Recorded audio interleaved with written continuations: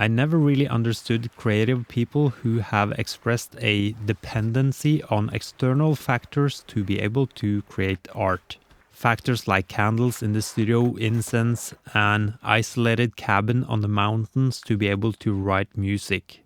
And I think I've been lucky because the creative part of my brain is almost overactive. And if needed to be stimulated at all, it's by people and not candles or places. But I think something has changed for me.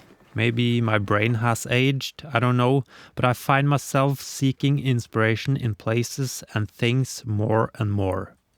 I think one part of that is because I appreciate places and my senses in those places more now than I did when I was younger.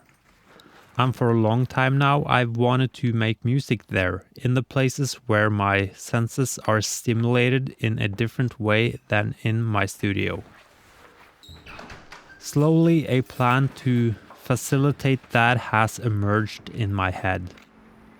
I watched a YouTube video about a filmmaker who was able to do everything he usually did in an office, remote, far away, with the help of a portable power station.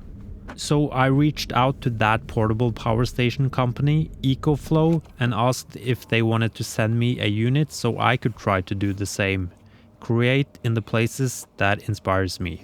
Luckily they agreed, so this video is sponsored by them.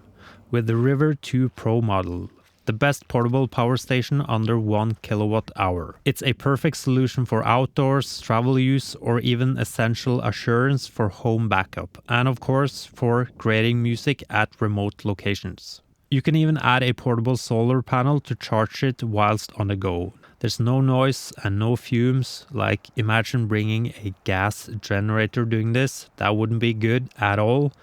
No maintenance, no long-term cost, and no long extension cords. 768 watt-hours can support essential appliances for hours to 1 day usage. In my case, I did some testing in the studio before leaving. I plugged in a monitor, my pedal board, and a Mac, and I was surprised how slow the percentage on the unit was going down. And the charging went very fast. I think I'm stuck in the 90s sometimes, and I expect batteries to take a full day of charging, like my RC cars did back in the day. But this went from 0 to 100% in 70 minutes. It can be used for 10 years and there's a 5-year warranty, and if you don't use it for a while, it has little to no power cost when you turn it off. Also not something I could say about my RC cars in the 90s.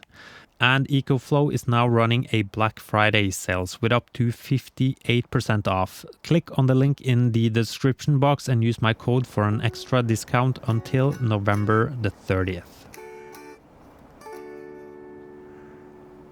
After setting up everything, it didn't take long until I was creating music.